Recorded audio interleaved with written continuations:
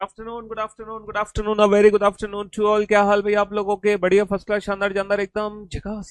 हाँ जी, a very good afternoon to all. कैसे हो भाई आप सभी? एकदम बढ़िया, फर्स्ट क्लास, शानदार, जानदार।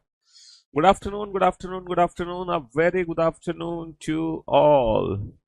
हाँ जी, आयुष, दीपांजलि, आकाश, ऋचा, शिवम, प्राची, दिव्या, गौरी, निधि, पलक, मोनू, पिंटू, माया, कुमार, सताक्षी, स्वाति, रोहित, अंजलि, नीरज, मोहम्मद, अरुण, आकाश, रजत, गीता, महेंद्र, राहुल, अमरेश, हिमांशु, विवेक, अरुण, आप सभी को नव वर्ष की ढेर सारी शुभकामनाएं। Wish you very very happy new year to all of you.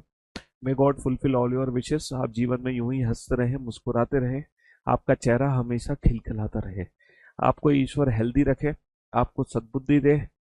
हाँ, हाँ जी, और आप अपनी मेहनत करो और लक्ष्य को प्राप्त करो जी। और जब तक सिलेक्शन ना हो, नींद चैन को त्यागो तुम, संघर्ष का मैदान छोड़ के ना भागो तुम।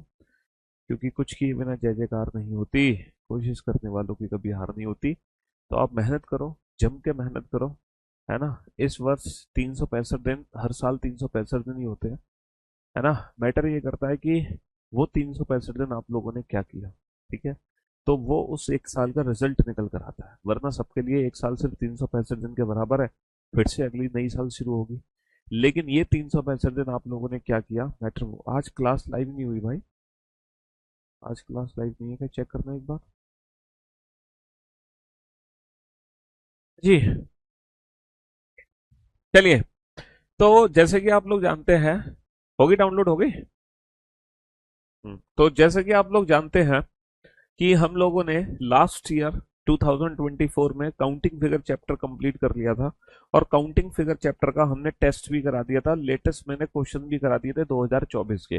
तो जो मन में आपके डाउट था वो जहन से डाउट दूर हो चुका है। मैंने काउंटिंग फिगर का प्रैक्टिस सेट भी अपलोड कर दिया है। सबसे पहले हमने काउंटिंग फिगर के क्लास क्वेश्चंस अपडेट किए थे, फिर मैंने रेगुलर बेसिस पे क्लास पीएनजी अपलोड कराई थी, है ना। और फिर क्लास पीएनजी को अपलोड कराने के बाद हमने काउंटिंग फिगर का प्रैक्टिस सेट भी अपलोड कर दिया। आज से हम जो टॉपिक शुरू करेंगे, उस टॉपिक के जो क्लास क्वेश्चंस हैं वो मैं आज के बाद अपलोड कराऊंगा। बेसिकली आज की क्लास के बाद हम वो क्लास क्वेश्चंस अपलोड कराएंगे, ठीक है। तो आज की क्लास का जो चैप्टर है ना, आज जो हम टॉपिक पढ़ने जा रहे हैं इस नई वर्ष में, नई वर्ष की शुरुआत में, उस चैप्टर का नाम है भैया ब्लड रिलेशन, रक्त संबंध। क्या है? ब्लड रिलेशन, रक्त संबंध, ब्लड रिलेशन, है ना। बहुत ही बढ़िया चैप्टर है, बहुत ही शानदार चैप्टर है। तो इस नई वर्ष की शुरुआत में मैं आपको सिखाऊंगा रिश्ते बनाने। रिश्ते बनाए कैसे जाते हैं, ठीक है, बिगाड़े नहीं, बनाए कैसे जाते हैं। तो आज हम पढ़ने वाले हैं रक्त संबंध, यानी कि खूनी रिश्ते।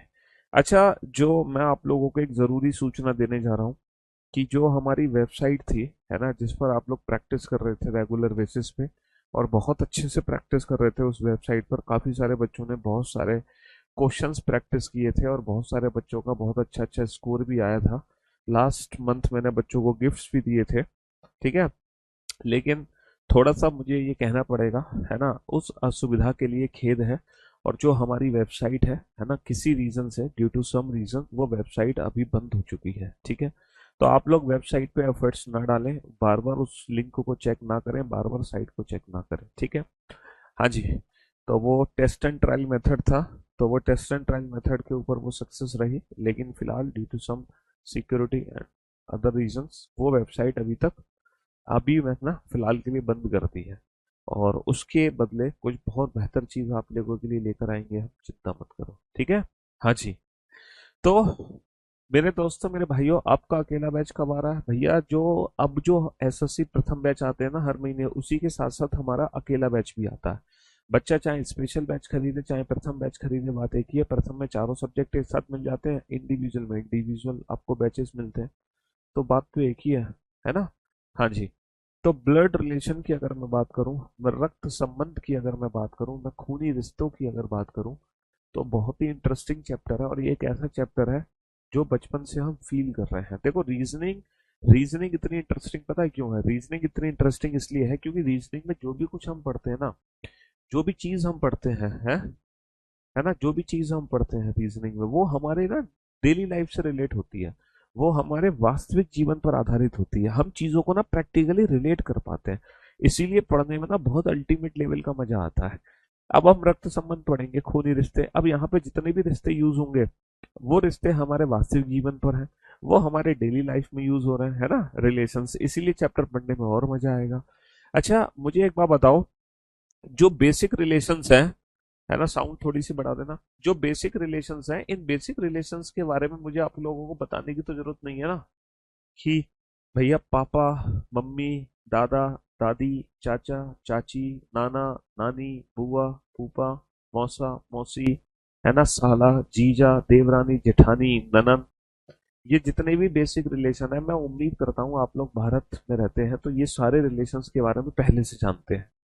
ठीक है, इन इन रिलेशंस को इंग्लिश में क्या कहते हैं, और इन रिलेशंस को हिंदी में क्या कहते हैं, आप लोग पहले से जानते हैं। थोड़ा सा ना इंग्लिश हिंदी में थोड़ा सा एक कंफ्यूजन क्रिएट होता है। पता है क्या कंफ्यूजन क्रिएट होता है?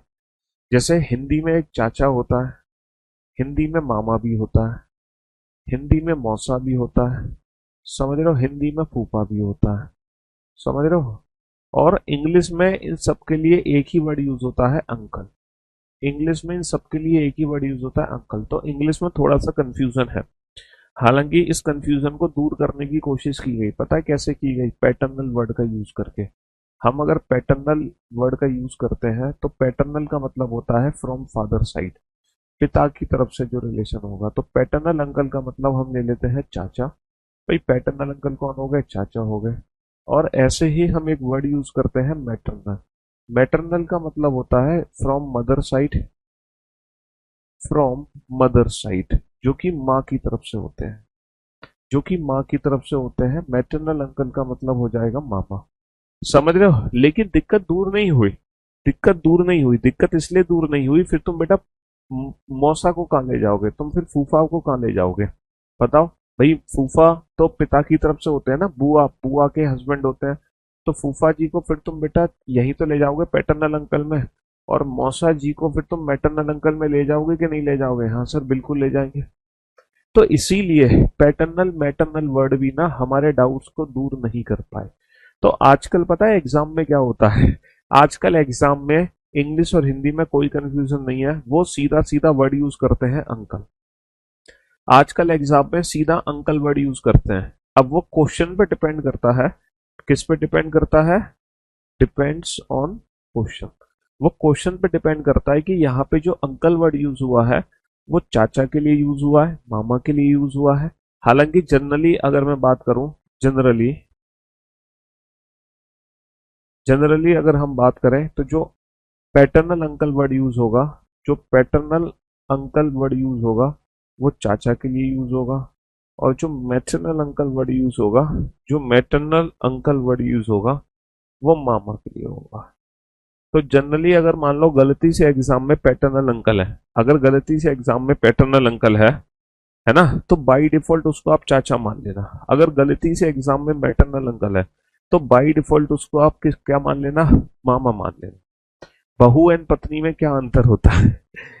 एक बच्चे ने बड़ा अच्छा डाउट पूछा है कि सर ये बताओ, हमारे घर वाले कहते हैं कि तेरी बहू कब आएगी, है?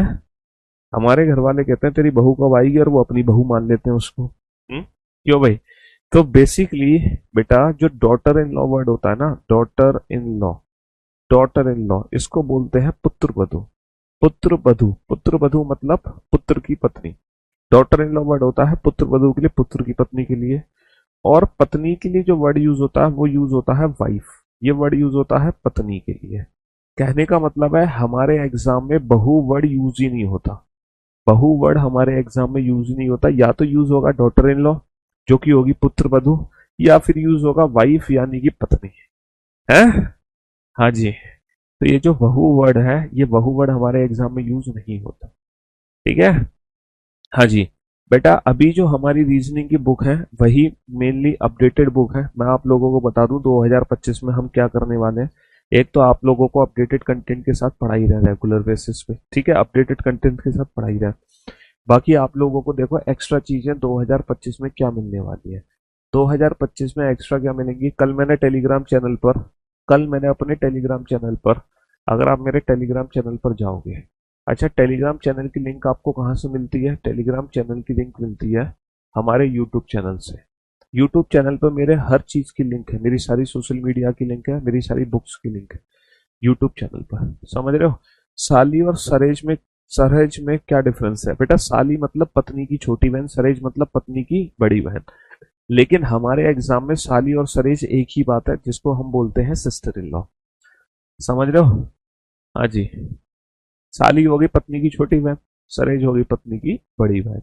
लेकिन दोनों को सिस्टर इन लॉ ही कहते हैं, दोनों को हिंदी में साली बोलोगे, चाहे पत्नी की बड़ी बहन हो या छोटी बहन हो, दोनों को क्या बोलेंगे? साली बोलेंगे। बेसिकली यहाँ पे बड़ा छोटा नहीं होता, है ना? जैसे पिता का भाई है, अब पिता का भाई चाहे बड़ा हो चाहे पिता का भाई छोटा हो, उसको हम चाचा ही वर्ड यूज करेंगे, यानी कि अंकल। हम यहाँ पे ताऊ वर्ड यूज नहीं करते, है ना? हम यहाँ पे ताऊ वर्ड यूज नहीं करते हैं, है ना? यहाँ पे पिता का भाई होता है, चाहे वो छोटा होता है चाहे वो बड़ा होता है, इससे फर्क नहीं पड़ता, तो ताऊ वर्ड हम यहाँ पे यूज नहीं करते। ठीक है? हाँ जी। बेटा जो वेबसाइट है, मैंने अभी बताया ना कि जो वेबसाइट है वो बंद कर दी गई है। जो वेबसाइट है वो बंद कर दी गई है। ठीक है, तो इस असुविधा के लिए थोड़ा सा खेद है, due to some security reasons and other reasons. ठीक है, वो आपको नहीं बताए जा सकते। हाँ, तो मैं आप लोगों के लिए कह रहा था कि 2025 में आप लोगों को क्या क्या चीजें मेरी तरफ से मिलेंगी। कल मैंने टेलीग्राम चैनल पर रेलवे के प्रैक्टिस सेट अपलोड किए थे। रेलवे के 1100 प्लस क्वेश्चन की फाइल मैंने अपने टेलीग्राम चैनल पे अपलोड की है, जिसमें 35 प्लस मॉक टेस्ट है, with with solution, with solutions, है ना? And with video solution, with video solution. उनके वीडियो सोल्यूशन भी है जो मेरे यूट्यूब चैनल पर पड़े हुए हैं, है ना? इसके अलावा मेरे यूट्यूब चैनल पर आपको 100, मैंने पीवाईक्यू की बुक अपडेट की हुई है। पीवाईक्यू की जो बुक है वो भी पीडीएफ मेरे यूट्यूब चैनल पर आपको मिल जाएगी free of cost, sorry Telegram channel पर। इसके अलावा 100 मॉक टेस्ट भी आपको मेरे टेलीग्राम चैनल पर मिल जाएंगे with video solution, with video solution, 100 mock test. ठीक है, ये तीन चीजें हमारे टेलीग्राम चैनल पर पड़ी हुई हैं। रेलवे के मैंने कल अपलोड किए थे, ये पहले अपलोड कर चुका हूं मैं पीवाईक्यू की बुक, और 100 मॉक टेस्ट भी मैं अपलोड कर चुका हूँ। ठीक है, ये चीजें मैं अपने टेलीग्राम चैनल पर दे चुका हूँ। अभी अभी बेटा अभी फरवरी में आपको क्या मिलेगा? फरवरी में आपको पीवाईक्यूज मिलेंगे। अपडेटेड पीवाईक्यू की जो बुक है ना, अपडेटेड अपडेटेड पीवाईक्यू की बुक आएगी फरवरी में। अपडेटेड पीवाईक्यू की जो बुक आने वाली है वो फरवरी में आएगी आप लोगों के लिए, है ना? और पता कौन कौन सी पीवाईक्यू की बुक आएंगी? जिसमें एसएससी की अलग आएगी, रेलवे की अलग आएगी, यूपीएससी की अलग आएगी, है ना? एसएससी, रेलवे, यूपीएससी और स्टेट एग्जाम्स की अलग बुक आएगी। ये सारी की सारी बुक्स फरवरी में आप लोगों को मिलेंगी, और ये सब बिल्कुल फ्री ऑफ कॉस्ट मिलेंगी। बिल्कुल। कहाँ मिलेंगी? हमारे भाई टेलीग्राम चैनल पर ही मिलेंगी। इसके अलावा हमारी जो बुक अपडेट होगी ना, जो मेरी मेन रीजनिंग की बुक है, जो मेन रीजनिंग की बुक है बेटा, वो अपडेट होगी। मैं आपको झूठा कमिटमेंट नहीं करूंगा, क्योंकि उस बुक पे ना बहुत शालीनता से काम किया जा रहा है, बहुत बारीकी से काम किया जा रहा है। हालांकि वो बुक अपने आप में परफेक्ट बुक है, उस बुक का तो कोई तोड़ ही नहीं है, वाइट कवर पेज वाली। लेकिन फिर भी उसमें अब मैं ऐसी चीजें इंक्लूड कर रहा हूँ जो काबिले तारीफ होंगी, जिसको देख के आप एकदम, आपको लगेगा कि वाह सर, मजा आ गया। तो वो जो पहले तो मेरा टारगेट था कि वो बुक मेरी मार्च में लॉन्च हो जाएगी, लेकिन, है ना, लेकिन काम इतना बढ़ गया है कि वो मार्च में नहीं, लगभग अप्रैल, मतलब आप मान लो मई जून में, मान लो मई जून में वो बुक हमारी आएगी मार्केट में। इसीलिए आप अगर अभी बुक लेना चाहते हैं तो आप व्हाइट कवर पेज वाली बुक ले सकते हो। ठीक है? हाँ जी। चलिए साहब, तो अभी व्हाइट कवर पेज वाली जो बुक है वो अपडेटेड है, वो ऑलरेडी अपडेटेड है। ऐसा नहीं है कि मैं अगले 1 महीने में वो अपडेट कर दूंगा, 2 महीने, 3 महीने, मतलब 4-5 महीने का समय लगेगा। टेलीग्राम चैनल की लिंक बेटा हमारे यूट्यूब चैनल से ले लो। हमारा जो यूट्यूब चैनल है, reasoning by Piyush Varshney, reasoning by Piyush Varshney, उस चैनल पर, उसी चैनल के होम पेज पर टेलीग्राम चैनल की भी लिंक है, मेरे व्हाट्सअप चैनल की भी लिंक है ना? और और टेलीग्राम चैनल, व्हाट्सअप चैनल, उसके अलावा फेसबुक, इंस्टाग्राम, ट्विटर, ये सारी लिंक्स अवेलेबल है। अब रेगुलर बेसिस पे ना बेटा व्हाट्सअप चैनल पे और यूट्यूब कम्युनिटी पे आप लोगों के लिए ना एक क्वेश्चन पोस्ट हुआ करेगा, आप लोग उस क्वेश्चन के आंसर जरूर दें। रेगुलर बेसिस पे पोस्ट होगा। चलिए साहब, तो ये सारी बातें मैंने आपको बता दी। हाँ, हम अपने चैप्टर पे लौट के आते हैं, ब्लड रिलेशन पर। तो मैं रक्त संबंध के बारे में आपको कुछ समझाना चाह रहा था कि ये जितने भी रिलेशंस हैं, ये जितने भी रक्त संबंध है ना, ये हमारे डेली लाइफ से रिलेटेड है और मुझे रिलेशन के बारे में आपको बताने की कोई आवश्यकता नहीं है। अब बात ये है सर कि जब एग्जाम में क्वेश्चन आता है तो वो क्वेश्चन हम सॉल्व कैसे करेंगे। एग्जाम में आया हुआ क्वेश्चन हम सॉल्व कैसे करेंगे, क्योंकि अगर आप बेटा इमेजिनेशन करते हो, तो जैसे कि मैं आपसे कहूं आपके पिता की बहन आपकी कौन होगी, आपके पिता की बहन आपकी कौन होगी, आप कहोगे बुआ होगी। आपके पिता की बहन के पति कौन होंगे, आप कहोगे मेरे फूफा होंगे, है ना। आप कहो मेरे पिता की बहन के पति का बेटा कौन होगा, आप कहोगे मेरा फुफेरा भाई होगा। आप कहो मेरे पिता की बहन की माँ कौन होगी, पिता की बहन की माँ, पिता की बहन की माँ यानी कि पिता की माँ आप कहोगे दादी होगी। अगर मैं कहूँ आपके पिता की पत्नी की माँ कौन होगी, पिता की पत्नी की माँ यानी कि पिता के पत्नी की माँ यानी कि मम्मी की माँ यानी कि नानी होगी। अगर मैं कहूँ आपके पिता की पत्नी की सास कौन होगी, तो आपके पिता की पत्नी की सास आपकी दादी होगी। तो ये जो रिलेशन है ना, ये डायरेक्ट रिलेशन है जिसमें किसी भी चीज की कोई आवश्यकता नहीं है। लेकिन क्या आपको लग रहा है कि हमारे एग्जाम में ऐसा डायरेक्ट क्वेश्चन आता है? नहीं आता। हमारे एग्जाम में पता है क्या क्वेश्चन आता है? एग्जाम में क्वेश्चन आता है जैसे एक फैमिली में आठ आठ आठ लोग हैं, ABCDEFGH। ए बी का भाई है, डी सी का पुत्र है, ई बी की पत्नी है, एफ जी का भाई है।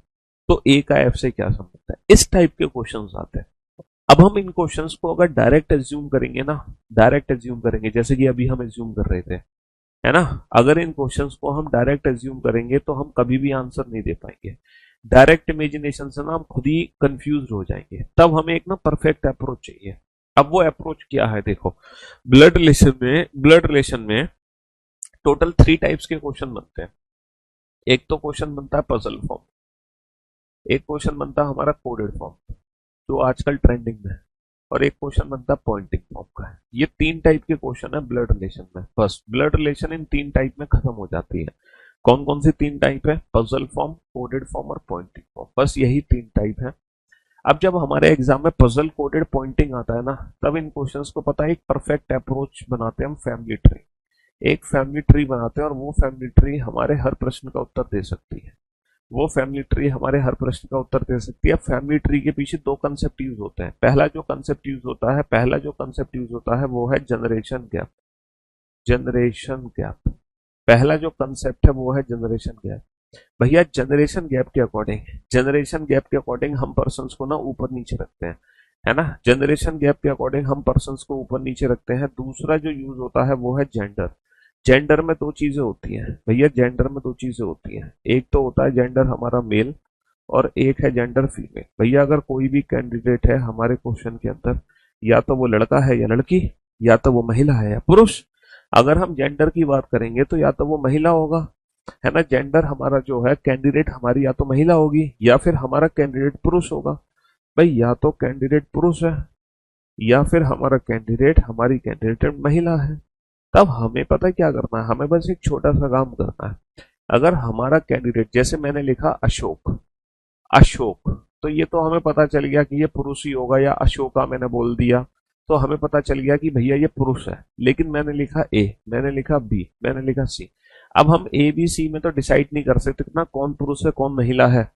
तो हमें पता है क्या करना है? अगर हमारा कैंडिडेट मेल है पुरुष, तो हम उसको बंद कर देंगे ट्राइंगल के अंदर, और हमारी कैंडिडेट अगर फीमेल है महिला, तो हम उसको बंद कर देंगे सर्कल के अंदर। यानी कि ट्राइंगल, यानी कि मेल को रिप्रेजेंट करेंगे हम ट्राइंगल से, और फीमेल को बेटा पजल चैप्टर, वो चैप्टर अलग है, सीटिंग अरेंजमेंट वाला पजल चैप्टर अलग है।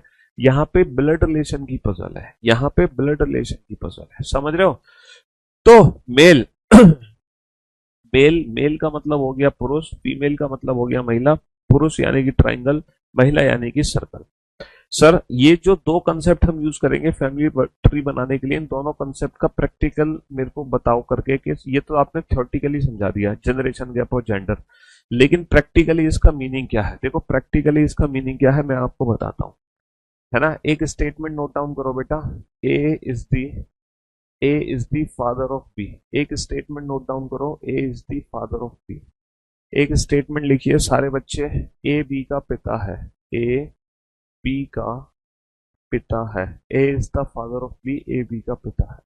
अब हम फैमिली ट्री से बेटा कैसे रिप्रेजेंट करेंगे ए और बी को? ए बी का पिता है, A is the father of B. तो मेरे दोस्तों, मेरे भाइयों, मेरे जिगर के टुकड़ों, दोस्तों भाइयों मेरे जिगर के टुकड़ों, ये बताओ ए बी का पिता है, अकॉर्डिंग टू जनरेशन गैप पहले ए आएगा या पहले बी आएगा? अगर ए बी का पिता है तो पहले ए आएगा या पहले बी आएगा? सर अगर ए बी का पिता है तो दुनिया में पहले ए आया होगा, क्योंकि ए पिताजी है। तो ऊपर रखेंगे ए को, नीचे रखेंगे बी को। अकॉर्डिंग टू जनरेशन गैप हम पर्सन्स को ऊपर नीचे रखते हैं। फॉर एन एग्जाम्पल जैसे ग्रैंडफादर ग्रैंड मदर को हम सबसे ऊपर रखेंगे, ग्रैंडफादर ग्रैंड मदर को सबसे ऊपर, उसके नीचे रखते हैं हम फादर मदर को, उसके नीचे रखते हैं हम फादर मदर को, ठीक है, और उसके नीचे हम रखते हैं सन डॉटर को। तो अकॉर्डिंग टू जनरेशन गैप हम पर्सन्स को ना ऊपर नीचे रखते हैं। अगर मैं अंकल और आंट की बात करूंगा तो अंकल और आंट को मैं यहाँ रखूंगा फादर और मदर के साथ, क्योंकि जो अंकल और आंट है वो फादर और मदर की जनरेशन के हैं। तो जो लोग एक जनरेशन के हैं उनको हमें एक साथ रखना है ना, वरना हम ऊपर नीचे अकॉर्डिंग टू जनरेशन गैप। पिता पुत्र पुत्री से ऊपर पिता माता पिता, माता पिता से ऊपर दादा दादी। तो अकॉर्डिंग टू जनरेशन गैप हम पर्सन्स को ऊपर नीचे रखते हैं। तो ए बी का पिता है तो पहले दुनिया में ए आएगा, तो ए को ऊपर बी को नीचे। तो ये तो हो गया जनरेशन गैप। अब जेंडर का कंसेप्ट यूज कैसे करेंगे बेटा? मेल और फीमेल, इनमें से हमें जेंडर किसका पता है? हमें ए का जेंडर पता है या हमें बी का जेंडर पता है? सर ए पिता है, ए का जेंडर हमें पता है, ए पिता है, ए का जेंडर हमें पता है। तो यानी कि ए कौन हो गया? ए हमारा मेल हो गया, यानी कि ए को मैंने ट्राइंगल में बंद कर दिया। इसका मतलब ये है कि अगर ये सेंटेंस लिखा हुआ है A is the father of B, तो ये पूरा सेंटेंस की जगह हम सिर्फ इतना बना सकते हैं। जैसे कि अगर मान लो कहीं पर ये सेंटेंस है ना, फैमिली ट्री बना हुआ है लाइक दैट, फैमिली ट्री बना हुआ है लाइक दैट, फैमिली ट्री बना हुआ है लाइक दैट, फैमिली ट्री बना हुआ है ना, फैमिली ट्री बना हुआ है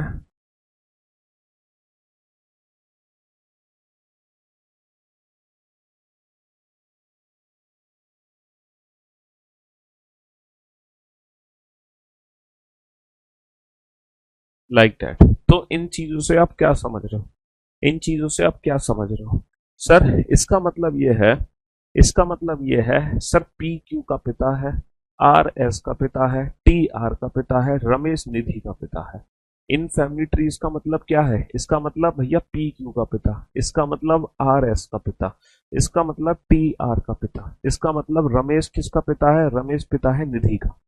तो अकॉर्डिंग टू जनरेशन गैप हम ऊपर नीचे रखते हैं जेंडर, जिसका जेंडर पता। अगर मान लो यहाँ पर ये पूछा जाए how is B related to A, how is B related to A, अगर मान लो आपसे पूछा जाए बी का ए से क्या संबंध है, बी का ए से क्या संबंध है, या फिर बी ए से किस प्रकार संबंधित है, तो इस प्रश्न का उत्तर कैसे दोगे? बी का ए से क्या संबंध है या बी ए से किस प्रकार संबंधित है, इस प्रश्न का उत्तर क्या दोगे? बी का ए से क्या संबंध है या बी ए से किस प्रकार संबंधित है? तो बेटा ए तो बी का पिता है, लेकिन बी का जेंडर नहीं पता। बी ए का बेटा भी हो सकता है और बी ए की बेटी भी हो सकती है, ईदर सन और डॉटर, यानी कि पुत्र या फिर पुत्री, है ना। बी ए का कौन है? बी ए का या तो पुत्र है या फिर बी ए की पुत्री है, ईदर सन और डॉटर, पुत्र पुत्री, है ना, ईदर सन और डॉटर। हाँ जी, ईदर सन और डॉटर, पुत्र पुत्री, समझ रहे हो? हाँ जी। चलिए साहब, तो पहला रिलेशन आपने बनाया, अब मैं आपको दूसरा बनाने के लिए दे रहा हूं, A is the mother of B. इसका फैमिली ट्री कैसे बनाओगे? A is the mother of B, इसका फैमिली ट्री कैसे बनाओगे?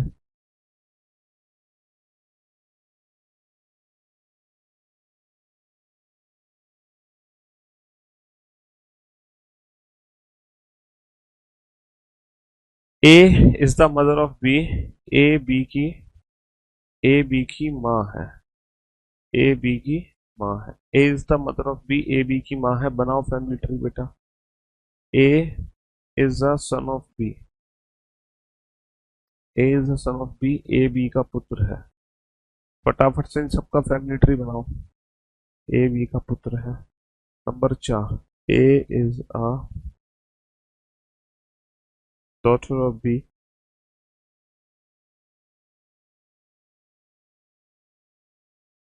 ए बी की पुत्री है। बनाओ इन सबका फैमिली ट्री। ये 4 मैंने रिलेशन बनाए हैं। टेलीग्राम चैनल पर पीडीएफ बेटा पीवाईक्यू चैप्टर वाइज है, बाकी जो पीडीएफ है वो चैप्टर वाइज नहीं है।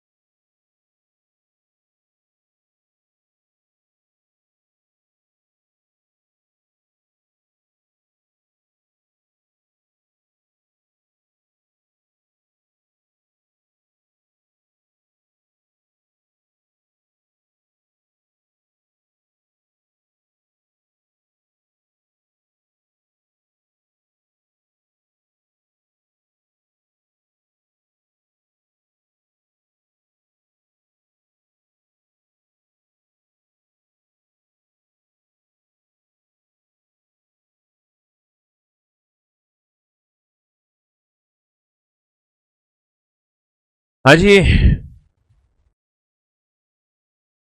बन गया बेटा फैमिली ट्री। बहुत बढ़िया। चलिए साहब, अगर ए बी की माँ है तो अकॉर्डिंग टू जनरेशन गैप में ऊपर किसको रखूंगा? अगर ए बी की माँ है तो बेटा अकॉर्डिंग टू जनरेशन गैप ए को ऊपर रखूंगा, बी को नीचे। अच्छा, जेंडर किसका पता है, ए का या बी का? सर ए माँ है, ए को सर्कल में बंद कर दो। अच्छा, A is a son of B, A B का बेटा है, ए बी का बेटा है तो अब ऊपर रखेंगे बी को, नीचे रखेंगे ए को। अच्छा, अब जेंडर किसका पता है, ए बी का पुत्र है तो ए का जेंडर पता है, ए मेल है तो ए को ट्राइंगल में बंद कर दो। बी कौन है? बी या तो उसकी माता है या फिर बी उसका पिता है। ठीक है। A is a daughter of B, A B की पुत्री है। किसकी पुत्री है? बी की। तो बी से नीचे पुत्री है तो सर्कल में बंद कर दो।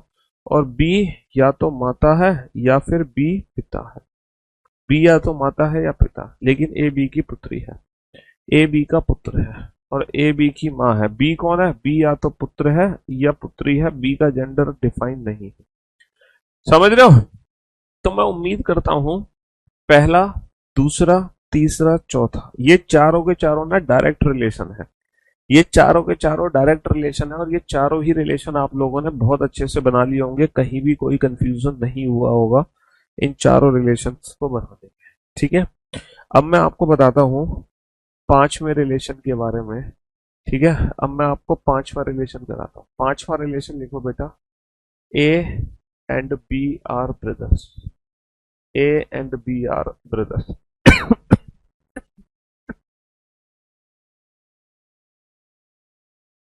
ए और बी भाई हैं, A and B are brothers. A is a brother of B, है ना? ए बी का भाई है। A is a brother of B, comma B is a sister of A. A B का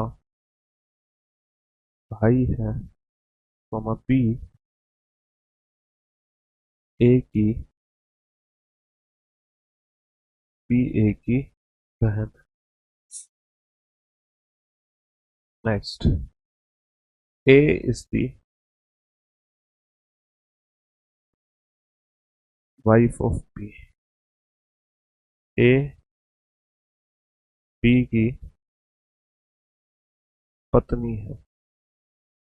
चलिए साहब, अगले चार रिलेशन है, जल्दी से बताइए बेटा। हम्म, कम ऑन। हाँ हाँ, तुम बेटा प्लस माइनस से कर लो, तुम ट्रायंगल सर्कल से नहीं कर पा रहे हो, तो प्लस माइनस से कर लो मेरे भाई। ट्रायंगल सर्कल में दिक्कत आ रही है तो प्लस माइनस से कर लो।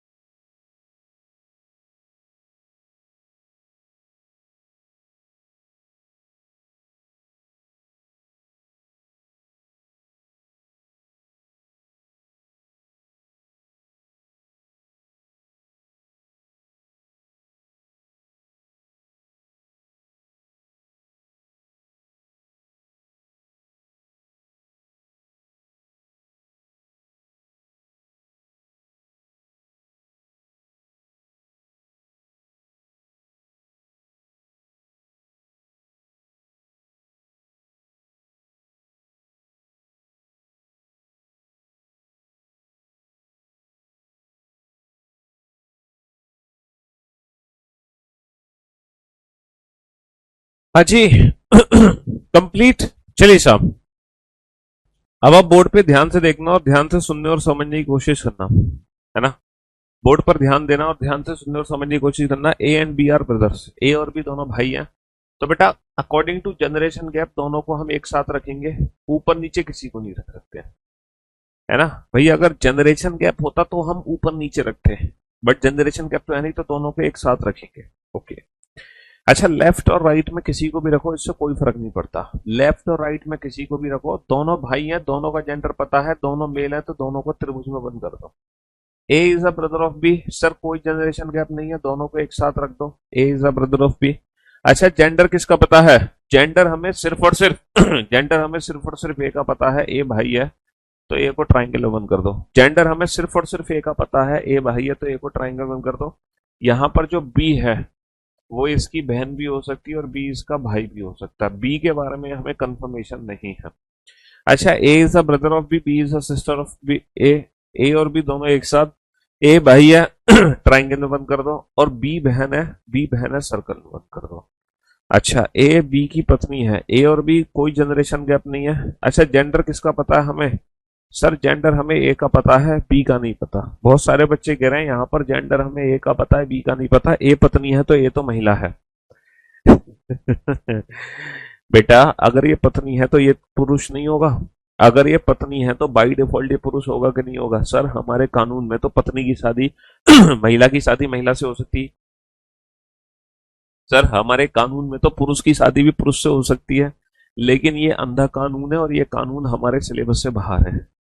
समझ रहे हो, हमारे सिलेबस के अकॉर्डिंग महिला की शादी पुरुष से ही होगी। हमारे सिलेबस के अकॉर्डिंग एक ही माँ होगी, एक ही पिता होगा, एक से ज्यादा माँ नहीं, एक से ज्यादा पिता नहीं। हमारे सिलेबस में ना स्टेप मदर ना स्टेप फादर, हमारे सिलेबस में, है ना, हमारे सिलेबस में ना कोई गर्लफ्रेंड है ना कोई बॉयफ्रेंड है, तो ये सब आउट ऑफ सिलेबस है। ये जितनी भी चीज है ना, ये सब आउट ऑफ, ये सब आउट ऑफ सिलेबस का पार्ट है ना। तो हमारे सिलेबस के अकॉर्डिंग ए अगर पत्नी है तो बाय डिफॉल्ट बी पति होगा। अब दिक्कत ये है कि ये तो भाई बहन है और ये पति पत्नी है। सर डिफरेंस कैसे क्रिएट करोगे भाई बहन में? सर ये भी तो भाई बहन ही लग रहा है। सर जैसे कि ये भाई ये बहन, तो ये भी तो भाई बहन ही लग रहा है। तो देखो, जब भी हस्बैंड वाइफ की बात होगी ना, जब भी पति पत्नी की बात होगी, जब भी पति पत्नी की बात होगी, है ना, पति पत्नी की बात होगी तो उनके बीच में ना एक प्लस साइन लगा देंगे। और वैसे ही बेटा पति पत्नी है, दूर मत करो उनको, एक साथ रखो जोड़कर, है ना। तो पति पत्नी को एक साथ रखो जोड़कर, उनको दूर मत करो। तो जब भी पति पत्नी की बात होगी उनके बीच में हम क्या लगा देंगे? उनके बीच में एक प्लस साइन लगा देंगे। तो जो भी मैरिड कपल होगा वो बीच में प्लस से रिप्रेजेंट हो जाएगा। जो भी मैरिड कपल होगा वो बीच में प्लस से रिप्रेजेंट हो जाएगा। समझ रहे हो, ये बीच में प्लस से रिप्रेजेंट हो जाएगा। तो ये देखो, ये चारों रिलेशन डायरेक्ट रिलेशन थे और ये चारों रिलेशन भी डायरेक्ट रिलेशन है। ये आठों के आठों, ये आठों के आठों जो रिलेशन है ना, वो डायरेक्ट रिलेशन है ना, डायरेक्ट रिलेशन है। बैच खत्म होने के बाद बेटा यूट्यूब चैनल से जुड़े रहिए हमारे साथ, हम यूट्यूब चैनल पे लाइव आते रहते हैं। बात करते हैं कुछ इनडायरेक्ट रिलेशन की। अब हम बात करते हैं कुछ इनडायरेक्ट रिलेशन की, जैसे कि मैं कहता हूं A is the uncle of B, A is the paternal uncle of B, A is the paternal uncle of B. अब कुछ इनडायरेक्ट रिलेशन की बात करते हैं। ए बी का चाचा है। अब इनडायरेक्ट रिलेशन को हम कैसे बनाएंगे? ए बी का चाचा है, इसको कैसे रिप्रेजेंट करेंगे? सर 8 रिलेशन तो हमने रिप्रेजेंट करना सीख लिए। A is the maternal uncle of B, A is the maternal uncle of B, है ना। ए बी का मामा है। अब ए बी का मामा है, इसका फैमिली ट्री कैसे बनाएंगे, है ना। A is the A is the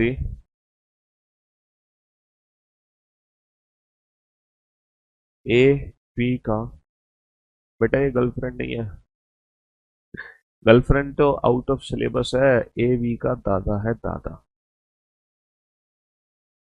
है ना। ए इज द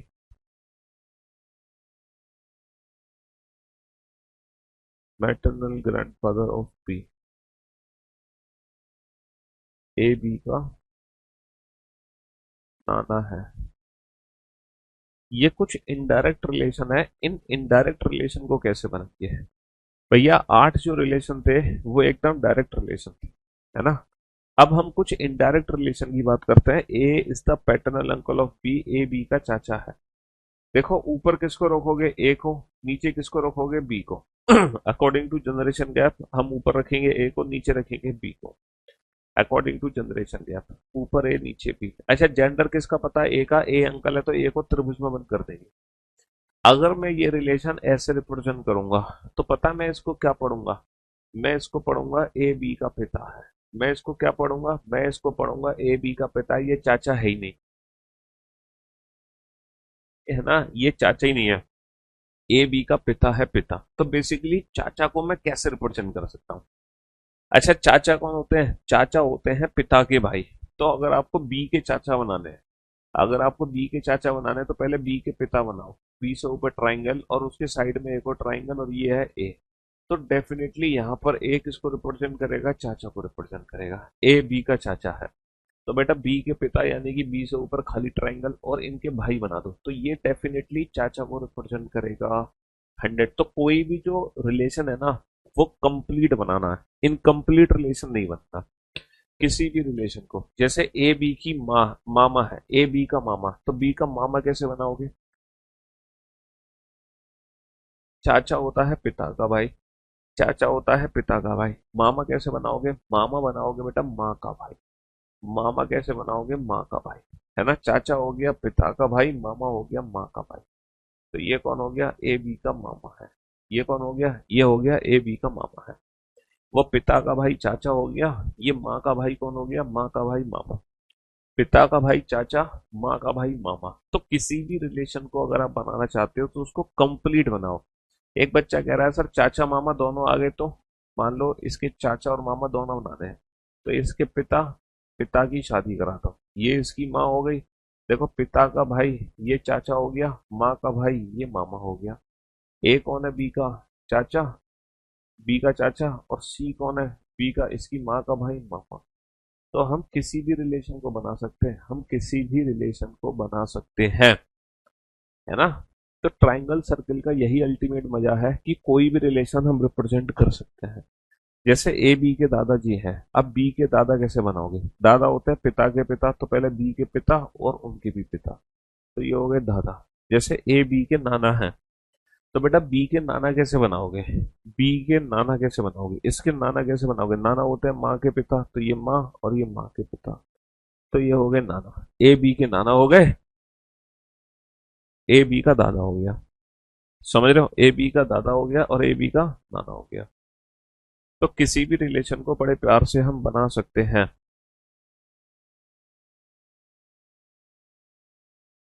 किसी भी रिलेशन को हम बड़े प्यार से रिप्रेजेंट कर सकते हैं, किसी भी रिलेशन को। चाचा, मामा, दादा, नाना, पापा, सब सब रिप्रेजेंटेशन हो सकती है ट्राइंगल और सर्कल के जरिए। ट्राइंगल और सर्कल के जरिए ये हो गया दादा और ये हो गया नाना। भाई माँ के पिता और पिता के पिता, फर्क है ना दादा और नाना में। चलिए साहब, तो ये कुछ इनडायरेक्ट रिलेशन थे। कुछ इनडायरेक्ट रिलेशन और पूछ लेता हूं मैं। A is a son in law of B. A is a son in law of B, बताओ इसको कैसे रिप्रेजेंट करोगे? ए बी का दामाद है। ए बी का, ए बी का दामाद है। A is a son in law of B, A B का दामाद है। कैसे रिप्रेजेंट करोगे इसको? A is a daughter in law of B. A is a daughter in law of B, है ना? ए बी की बहू है। ए बी की, ए बी की पुत्र वधू है। ए बी की पुत्र वधू है। चलिए साहब, A is the father in law of B. A is the father in law of B. A is the father in law of B. A B का ससुर है। ए बी का ससुर है। A is the father in law of B. ये भी कुछ indirect relation है। A is the mother in law of B. A is the mother in law of B, है ना? ए बी की सास है। ए बी की सास है। ए बी की सास है। A is the mother in law of B. बनाओ बेटा। How is A related to B वाले में कंफ्यूजन है, बताऊंगा बेटा। How is A related to B का मतलब बताऊंगा कि पहले किसके बारे में बताना है। How is A related to B मतलब हु इज ए कौन है, बताऊंगा बेटा। हैव सम पेशेंस, बता देंगे, चिंता मत करो। वो डाउट भी मैं दूर कर दूंगा।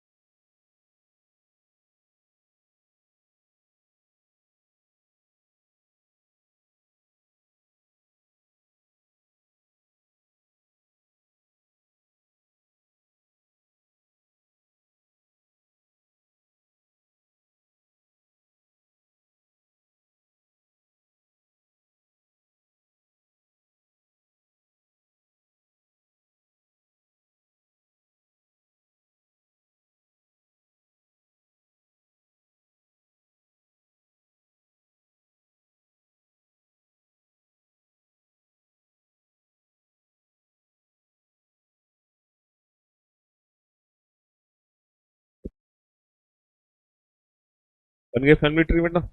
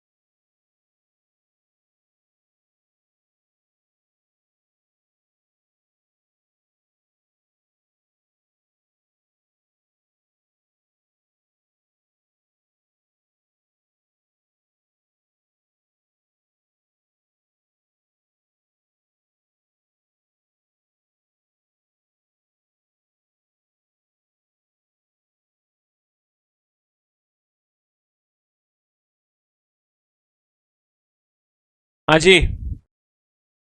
तो मेरे दोस्तों, मेरे भाइयों, मेरे जिगर के टुकड़ों, ए बी का दामाद है। तो बी का दामाद कैसे बनाओगे भैया? बी का दामाद कैसे बनाओगे? बी का दामाद, अगर आपको बी का दामाद बनाना है तो भैया दामाद होता है बेटी का पति। तो अगर बी का दामाद बनाना है तो बी की बनाओ बेटी, और बेटी की करा दो शादी। बेटी की शादी करा दो तो ये हो गया ए। ए कौन हो गया? बी का दामाद हो गया। ए कौन हो गया?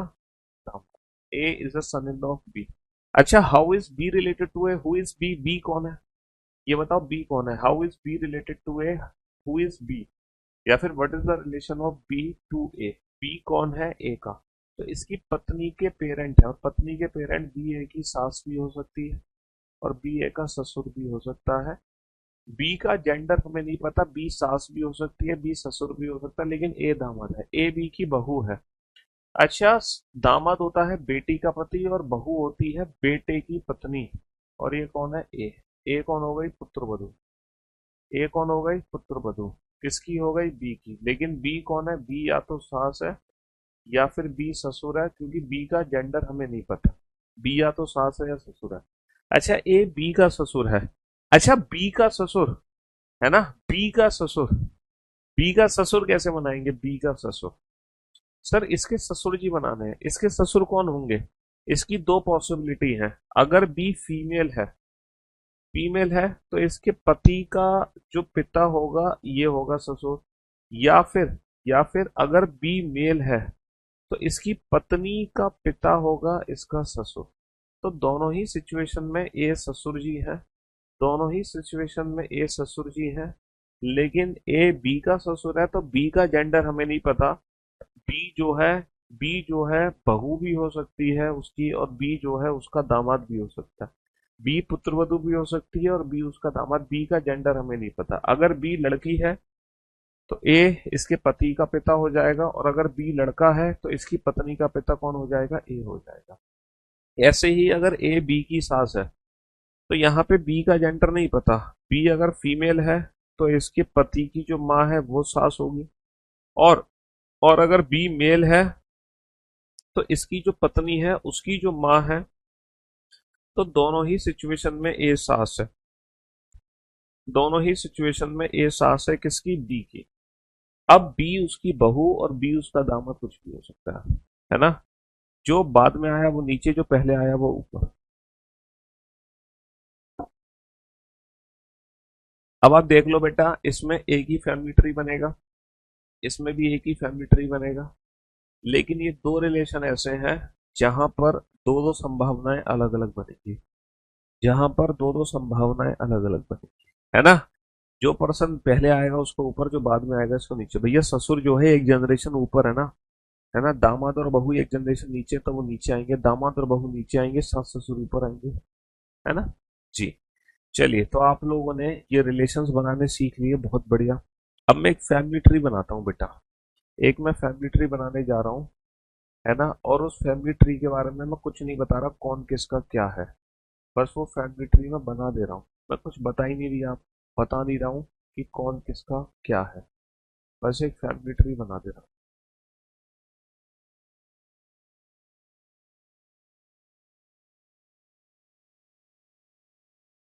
ठीक है, ये एक फैमिली ट्री मैंने बना दिया, ये एक फैमिली ट्री मैंने बना दिया। कितने लोग हैं? एक दो तीन चार पाँच छः सात, सात लोग हैं यहाँ पर। कितने लोग हैं? सात लोग हैं। अब मैं सात लोग हैं तो मैं कुछ क्वेश्चन पूछूंगा, इस फैमिली ट्री को देख के उन प्रश्नों के उत्तर देना।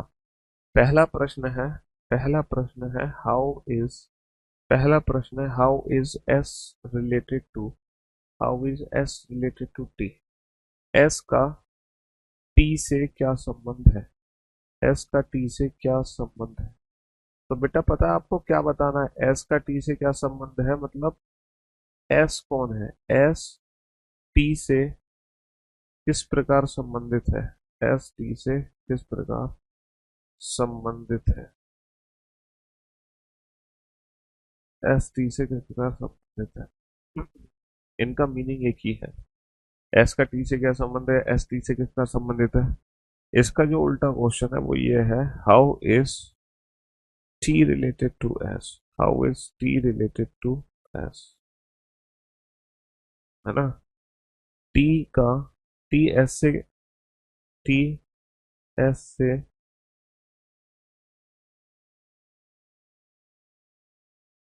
टी, सॉरी, एस से टी का क्या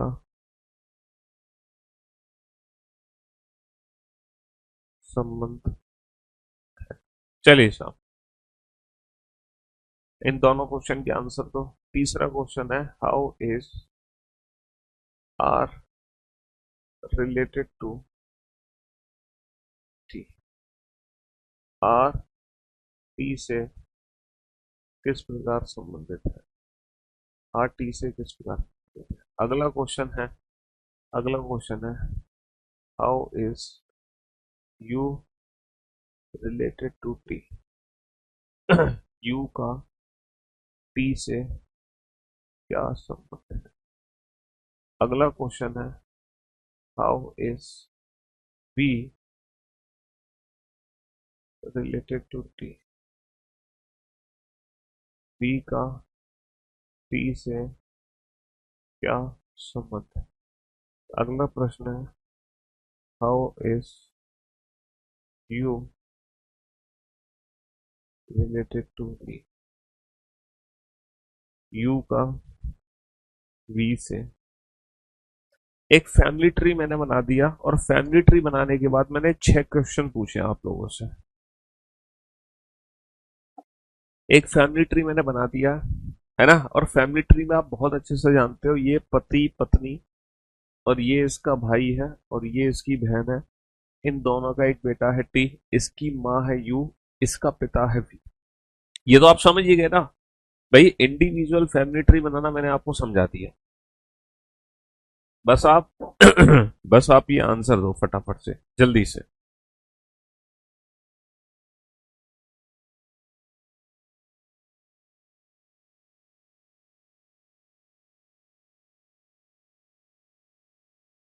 हाँ जी, जल्दी से। बेटा ये रिलेशन समझाओ मेरे को, कौन किसका कैसे किस प्रकार संबंधित है, कौन किसका कैसे किस प्रकार संबंध रखता है, जल्दी से बताओ। बड़े आराम से समझो, तसल्ली से, हड़बड़ाहट जल्दबाजी की जरूरत नहीं है, क्योंकि अगर आप इन क्वेश्चंस के आंसर देने में चूक खाओगे तो आप हमेशा चूक खाते रहोगे।